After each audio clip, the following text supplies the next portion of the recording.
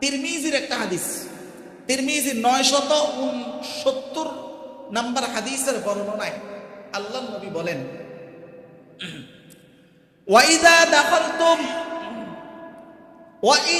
দাখালতুম আলাল মারিদি, নবী উম্মতের উদ্দেশ্যে বলেন, যখন তোমরা কোন রোগীকে দেখতে যাবা, ফানাফিসু লাহু ফিল আজাল,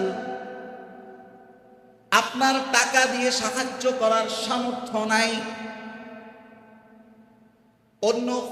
অন্য কোনোভাবে সাহায্য করার সামর্থ্য নাই, কিন্তু রোগীর পাশে গিয়ে মাথা মুছে দেওয়ার সাধ্য আছে না নাই? আছে। তার মাথার কাছে বসে একটু দোয়া করে দেওয়ার সাধ্য আছে না নাই? আসেনি? তো নবী বলেন,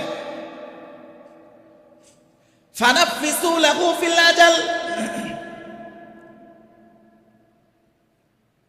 কমাস কম তুমি রোগীর পাশে গিয়ে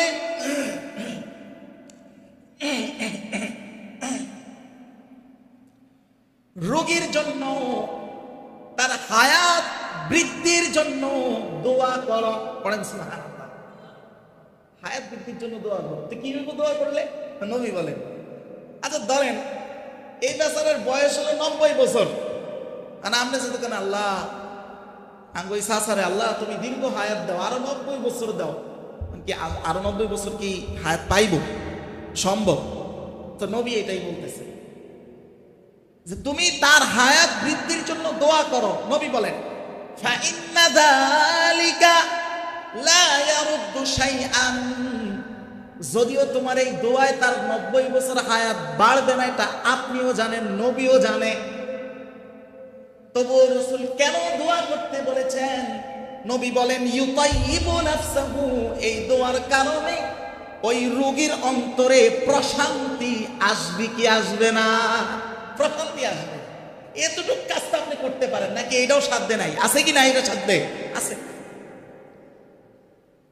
রোগীর পাশে আপনি দোয়াটা তো করে আসেন, হায়াত বাড়বে না, কিন্তু তার অন্তরে প্রশান্তি ঢেলে দিবেন যিনি, তিনি কে?